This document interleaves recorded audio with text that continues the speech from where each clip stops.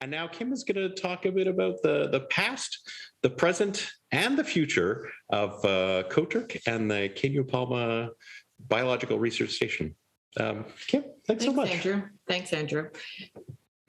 Yeah, so here we are in our 30 years. It's been a real pleasure knowing the station and being in for 30 years and knowing COTURC and being involved for the last 15.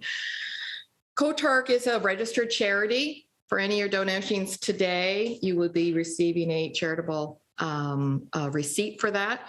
Marilyn Cole started the station back in 1991.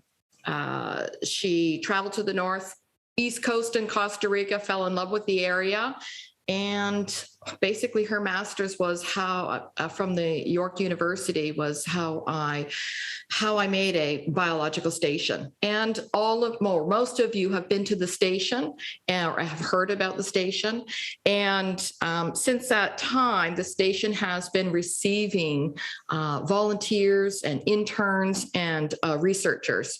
Since the beginning, COTURC has been a real band of enthusiastic volunteers. We've had a mix of many people from many backgrounds. We've had biologists, we've had bankers, we've had lawyers, academics, and many others on the board.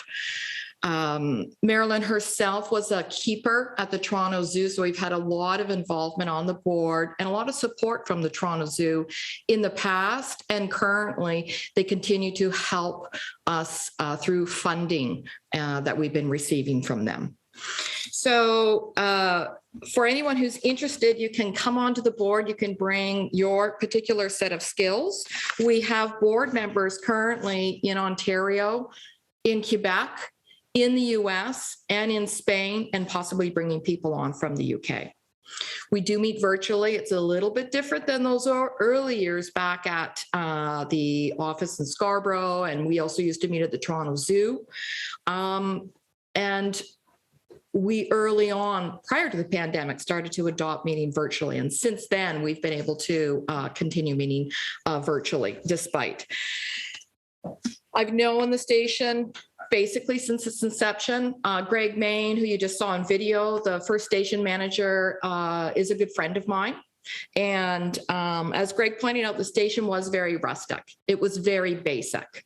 And it's situated in secondary forest and lowland, the Caribbean. We had other station managers who were also very instrumental with their skills. We had Pat O'Pay, who has gone on into, he was also a scientific officer. He went on into a full-time career looking at endangered marine wildlife working for the US government. Greg Main himself works for the Environment Canada. Paul Grant, a research scientist through Fisheries and Ocean. Mario Garcia, an ethnobotanical specialist. Todd Lewis, who works as an independent researcher. All of the Daryl Loth, Ross Ballard, who's no longer with us. But all of these folks have really contributed to what's happened at the station. And of course, Charlotte Foll with her steady hand. We've really been able to, with all of these past figures, really meeting our mandate of conducting research, conducting conservation work, and continuing to bring people to the station. So I met up with Greg at a conference about 15, 16 years ago, and he said, hey, Kim, the methods that you're currently using, we could really use those, at the station. Perhaps you'd like to be on the board. And since then, I've been on the board in many different positions. Much of the research in the first 15 years at the station was on and off. It was a bit patchy. There was not a lot of continuous work. Different station managers helped establish some long-term data. Probably the earliest was Todd Lewis in establishing collection of weather data. When I came onto the board, they were just starting to, so those early years, people like Tom Mason and other long-term board members and biologists were collecting material with species lists. We have some extensive species lists. As well, we have academic publications which have really highlighted the high level of biodiversity that exists in the area. So when I came onto the board, they were just starting the long-term turtle monitoring program. And I felt that my role on the board was bringing or establishing easy to learn, well-accepted methods and long-term monitoring on different flora and fauna that exist there. But what keeps these monitoring projects stable? And Emily Kazan's going to speak a lot about those research projects that are currently on the go. Two things have remained that allow us for the stability in these projects and the stability overall in the running of the station. COTURC lends its scientific support. COTURC lends its ability to draw in funds.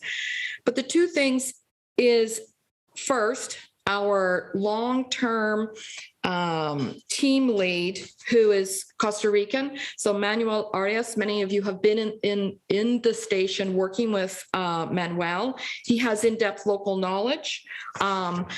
You've probably been out on a boat doing Cayman survey, and Manuel all of a sudden goes, whoa, there's a snake.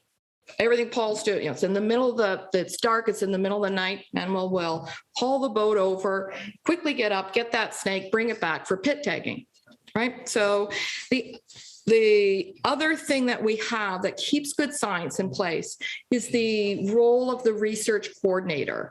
Aidan Hewlett, I believe, is on Zoom with us. He is our first station manager, and we started in with station managers in 2012. And usually the research coordinator holds a master's, is able to supervise students, is able to teach all of the methods that we have. And over the last 9 years, we've had a number of different research coordinators carrying out this pivotal role, really bringing alive the experiential learning for the people who are coming to the station, volunteers, interns, and helping out with other researchers. So despite the pandemic, we have managed to keep a trickle and still a stream of interns and volunteers and researchers coming to the station. We've had thousands coming into the station over these over these 30 years. I wish it was 300 years, but it's not. It's 30 years.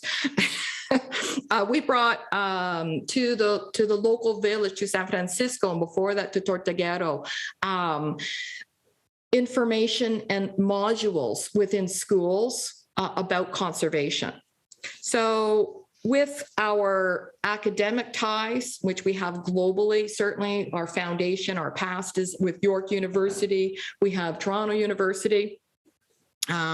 It's been amazing what we've been able to do in terms of currently updating our technology, supporting the needed equipment, and being able to find funds. But as well, it is events like this that are allowing us to be able to bring in the necessary funds to continue our important research. So what we'd like to do, hopefully all of you have a little tipple with you, a little drink, because we are going to have a little toast.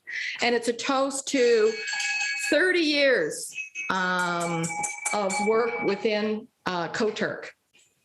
Andrew is going to bring over a little drink. Thank you very much.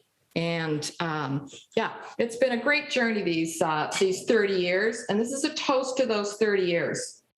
A toast to all of you who have carried out the work at the station, the grunt work, molding the projects, to the people like Andrew who've not been to the station but are here doing all of the work in the background, right? And so it's been an important journey. And here's to another 30 years. Cheer, cheer. Chin chin. Salut. Salut. Salut.